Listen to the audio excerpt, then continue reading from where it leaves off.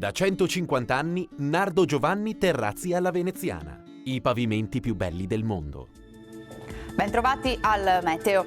Un vasto campo di alta pressione si consolida sempre di più sull'Italia. Sul nostro territorio sboccia la primavera con bel tempo e clima molto mite. Vediamo il dettaglio di martedì 22 marzo.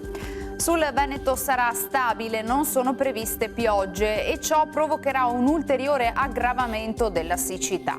Ampio soleggiamento sulla nostra regione con cielo sereno e sgombro da nubi. Venti a tratti moderati sulla pianura da nord-est.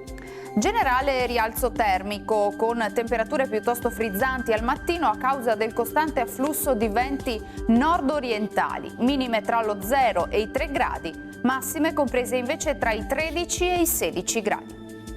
Spostiamoci ora sul Friuli Venezia Giulia, anche in questo caso tanto sole, cielo sereno con locali gelate notturne in pianura. Su costa e zone orientali soffierà bora moderata, specie di mattina e di sera.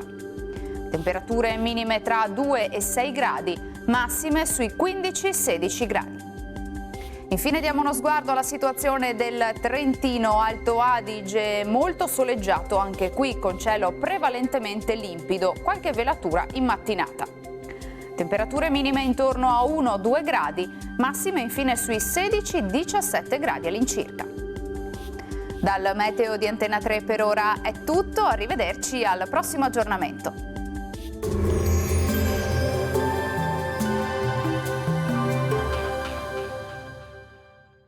Da 150 anni Nardo Giovanni Terrazzi alla Veneziana. I pavimenti più belli del mondo.